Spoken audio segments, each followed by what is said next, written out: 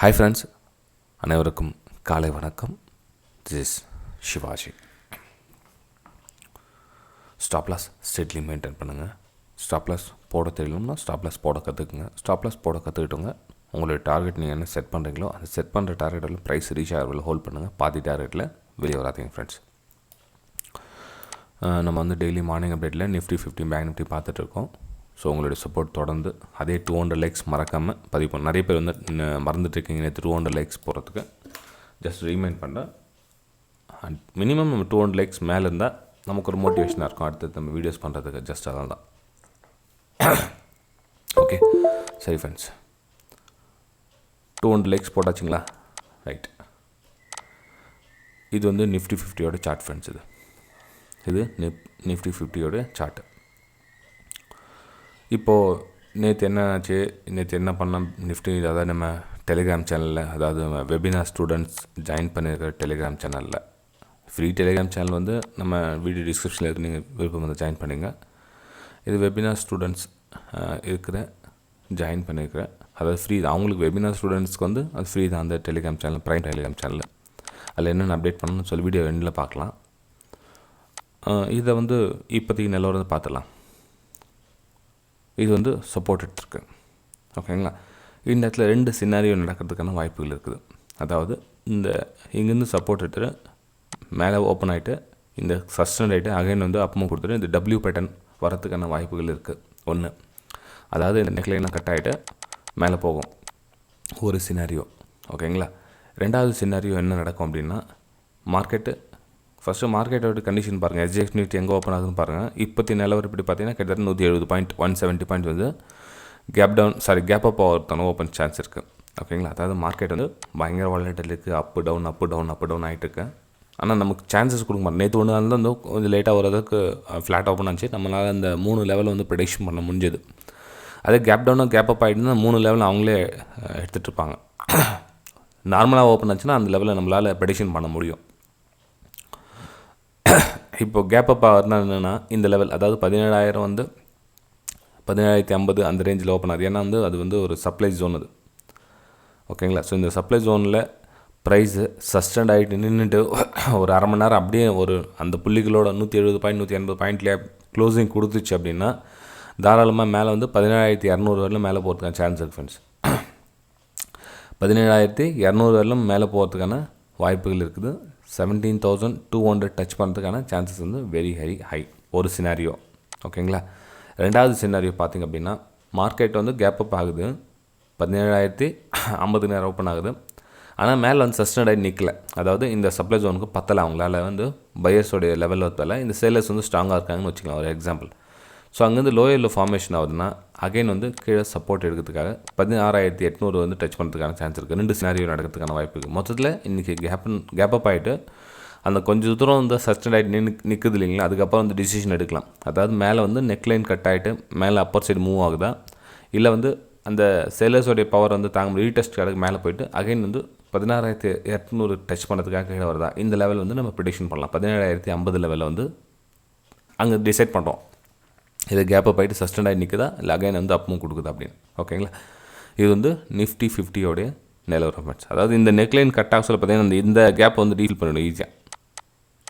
அதுக்கப்புறம் நீங்கள் வைக்கலாம் சார், இந்த இடத்துல க்ளோசிங் கொடுத்தா எதுவும் டார்கெட் வைக்கலாம் அப்படின்னு. இதுவெல்லாம் நீங்கள் பெரிய டார்கெட்டை வைக்கலாம்.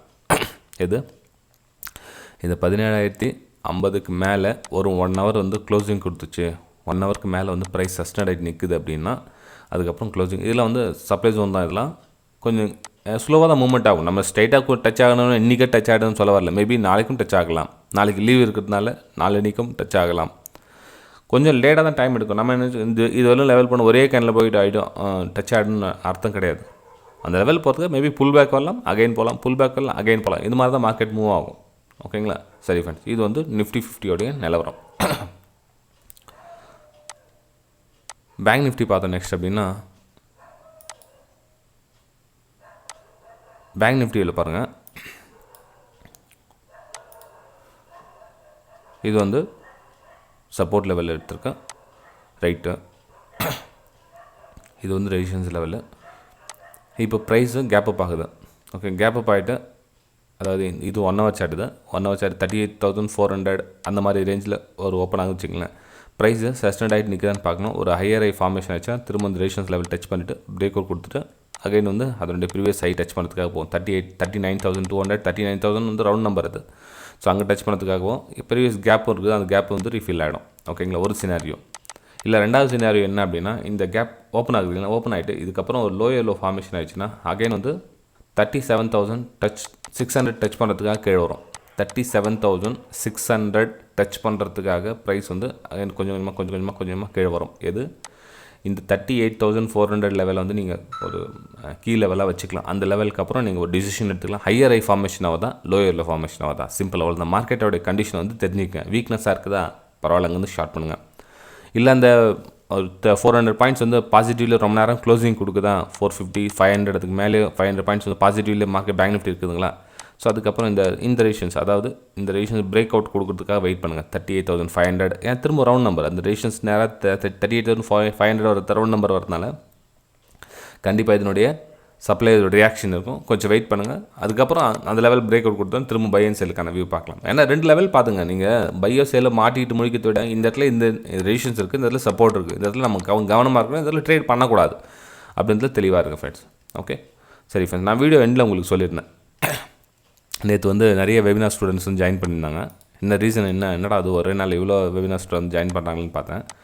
அதுக்கப்புறம் ரீசன் என்னென்னா, நேற்று வந்து ஒரு குறிப்பிட்ட லெவல்ஸ் கொடுத்துருந்தேன்.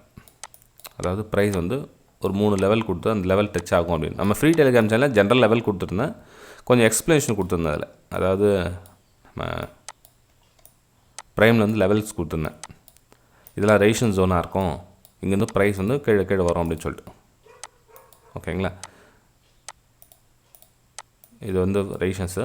ஸோ ப்ரைஸ் இங்கே ரேஷன் ஆகும், இங்கேருந்து அகைன் ஃபால் ஆகும், இங்கேருந்து ஃபஸ்ட் லெவலு, இங்கேருந்து செகண்ட் லெவல் அப்படின்னு சொல்லி கொடுத்துருந்தேன். இது பார்த்தீங்கன்னா தெரியும். இது வந்து நம்ம ஃப்ரீ டெலிகிராம் சேனல் கொடுத்த லெவலு. ஓகேங்களா, இதுலேயும் ஒரு சில சின்ன விஷயம்லாம் கொடுப்பேன். அதாவது இப்போது ஆர்பிஜி லைஃப் வந்து மேலே அப்பர் சைடு மேலே மூவ் ஆகும் அப்படின்னு அது பார்த்தீங்கன்னா ஓரளவுக்கு மூவ் ஆகிருக்கும். கிட்டத்தட்ட எவ்வளோ பர்சன்டேஜ் மூவ் ஆகிருக்கு,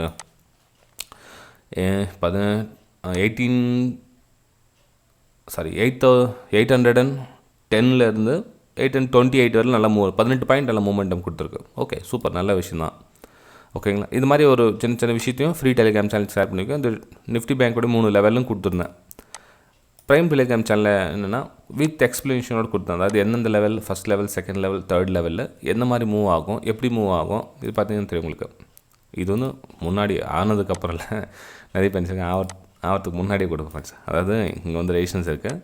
இந்த ஃபஸ்ட் லெவல் டச் பண்ணோம் 1, 2வது லெவலு, 3வது இப்படியே வருமா, இல்லை என்ன ஆகும், ஃபஸ்ட் லெவல் டச் பண்ணோம் கொஞ்சம் ஒரு மேலே போகும், அகைன் செகண்ட் லெவல் டச் பண்ணோம் கொஞ்சம் மேலே போகும். ஏன்னா திரும்ப ரேஷன்ஸாக ஒர்க் ஆகணும் இல்லையா, அதை திரும்ப வந்து 3வது லெவல் டச் பண்ணணும். இந்த மாதிரி ஒரு வியூவை கொடுத்துருந்தேன். சார் அது எப்படி சார் கரெக்டாக மார்க்கெட் லெவல் கொடுத்துருந்தீங்க, அது நிறைய பேர் ஜாயின் பண்ணியிருந்தாங்க. ஆக்சுவலாக வந்து நீங்களும் இது மாதிரி கற்றுக்கணுன்னு டைம் எடுத்துக்கும்.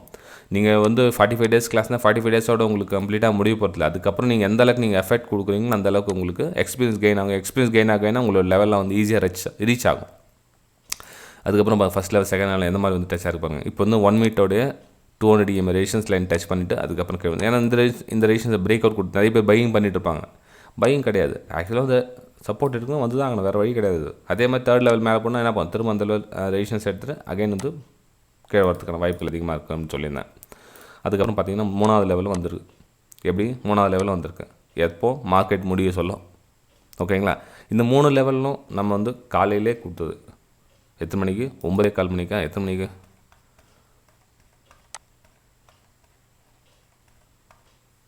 9:34, 9:34 மார்க்கெட் ஓப்பன் ஆகிட்டு ஒரு 1/4 மணி நேரத்தில் வந்து 3 லெவல்னு கொடுத்து ப்ரைஸ் இந்த மாதிரி டைரெக்ஷனில் வரும். இப்போ இந்த 3 ரேஷன்ஸை நம்ம கனெக்ட் பண்ணணுன்றது வந்து காமன். இப்போ நம்ம வெபினார் ஸ்டூடெண்ட் ஈஸியாக கனெக்ட் பண்ணுவாங்க. ஓகேங்களா, ஸோ இந்த 3 ரேஷன்ஸ் வந்து ப்ரைஸுங்க வந்து கரெக்டான கீழே வரும் அப்படின்ற விஷயம் வந்து அவங்களுக்கு தெரியும் அவங்களுக்கு. ஓகேங்களா, ஸோ விருப்பம் இருக்கவங்க நீங்களும் ஜாயின் பண்ணுங்கள். எஜுகேஷன் மைண்டோடு இருக்கிறவங்க ஷார்ட்கட் ரூட்டு தேடாதீங்க. ஷார்ட்கட் ரூட் கிடையாது. ஃபஸ்ட் அது புரிஞ்சுங்க. இது லாங் டைம் ஜர்னி. 45 டேஸ் கிளாஸ்னால் 45 டேஸோடு முடிவு போகிறது கிடையாது. அதுக்கப்புறம் டவுட்ஸ் என்ன வந்தாலும் லைஃப் டைம் உங்களுக்கு சப்போர்ட்டிங் இருக்கும். ஓகேங்களா, வெபினார் டீட்டெயில்ஸ் வந்து டிஸ்கிரிப்ஷனில் கொடுத்துருக்கோம் பாருங்கள். விருப்பம் இருந்தால் ஜாயின் பண்ணிக்கங்க. ஓகேங்களா, சரி ஃப்ரெண்ட்ஸ், நம்ம அடுத்த வீடியோ சந்திக்கலாம். பாய்.